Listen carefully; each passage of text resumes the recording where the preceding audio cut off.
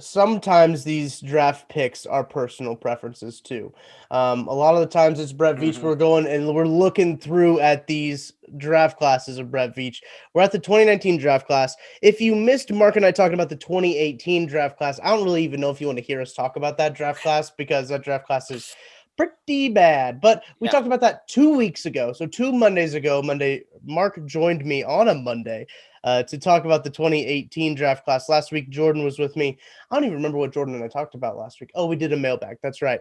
So we did a special Monday mailbag. But we're going to talk about the 2019 NFL draft class for the Kansas City Chiefs. Let's start it off, Mark, with in the second round, the Chiefs, I believe, traded up to pick number 56 and selected wide receiver Mecole Hardman from the University of Georgia. Yeah. What do you think, Mark? Do you think Mecole Hardman is a stud or a dud so far? Well, really quick before I get into the Hardman pick, they didn't have a first round pick because they traded for Frank Clark, I believe. So Yes. that's why they didn't have a first round pick. And then they traded up to get Hardman, which actually, if we want to get into actually what I thought about on draft night, I thought they were trading up to get DK Metcalf. And I'm not just saying that Yeah. to be like back, seeing what DK Metcalf has done since then, because I know a lot of Chiefs fans are like, why didn't we take DK Metcalf? But literally on draft night, I was texting my buddies. I'm like, hey, maybe they'll get DK Metcalf here. And they got Hardman, which I guess at the time made sense because there was some issues possibly with Tyreek Hill. So I'm like, okay, that's why they're picking Hardman there. It makes a little bit of sense to have a backup for Tyreek Hill if he was going to be suspended. So I understood what Veach was doing with that pick. How everything played out, of course, we wish we could have Metcalf. But Right. at the time, Hardman looked like he was going to be an all right pick, and he had a good rookie year.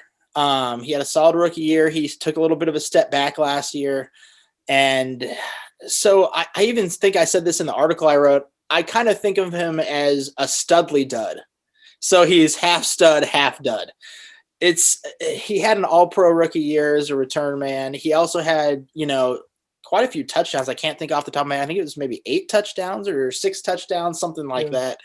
that. So that was solid production.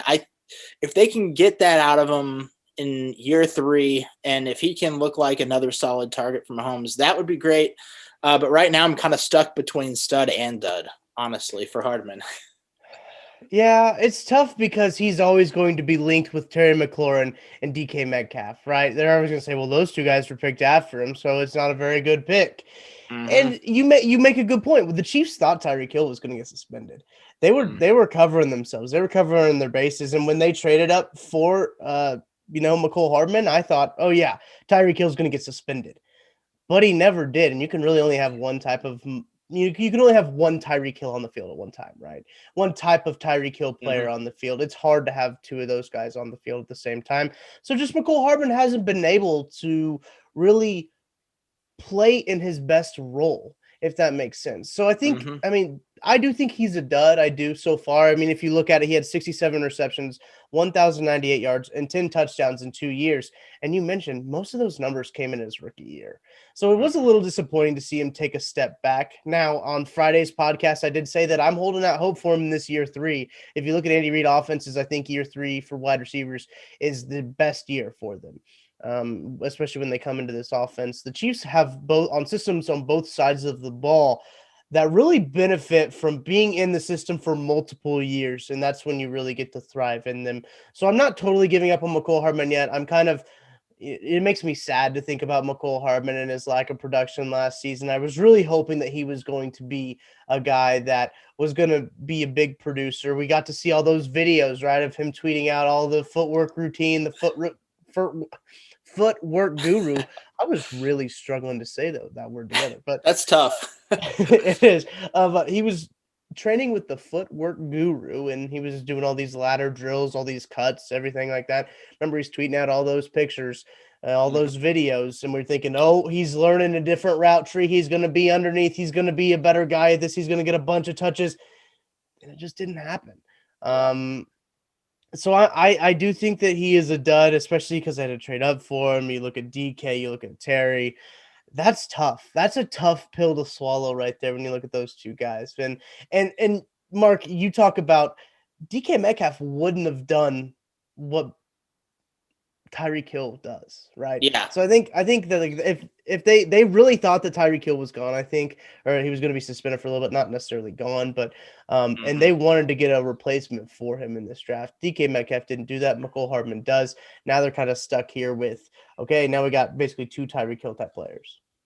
Metcalf is actually just kind of like a physical freak. Like He he's is. almost Oh like a my Calvin gosh. John. Like it's hard to compare anybody to Calvin Johnson, but he almost looks like a Calvin Johnson, which is crazy to say. And he's super fast, and he can be that deep threat guy. Coming out of the draft, people were a little bit concerned about that, but he's shown that he can be that deep threat guy.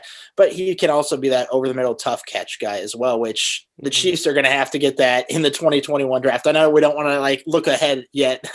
We'll do that maybe in a few weeks. But yeah, for Hardman, he's not the over the middle guy that can make the tough catches. He can make some nice catches. He drops Mhm. some as well. But yeah, Hardman is kind of that guy that he'll fill in if Tyreek Hill gets hurt. He'll come in and get a few touches every game. He'll get those gadget touches. But as far as prominent wide receiver role, that's not Hardman right now, unfortunately. Yeah. When I saw that you called him a Studley dud, it made me laugh because it's like, well, I mean, I kind of see it. I think it's just a funny phrase to put out there. But moving on to the Chiefs' second round pick. This draft is really interesting in the picks that they had. They had two twos, a third, two sixes, and a seven. Hmm. So in the second round, they also selected Juan Thornhill at number 63. This is the third year in the row the Chiefs have had pick number 63, which I think is really interesting. And I don't want to make I know this is kind of hard because like he tore his ACL at the end of his rookie year. He kind of struggled trying to find his legs a little bit, so I don't want to make a full uh, judgment on him, but he's had more contribution than Mecole Hardman has. So if Hmm. I'm just gauging it that way and I look at it, then I think you have to call him a stud at that point. Since I called Mecole Hardman a dud, he's had more production. So I gotta call Juan Thornhill a stud. He was really starting to find his legs later on in this last year.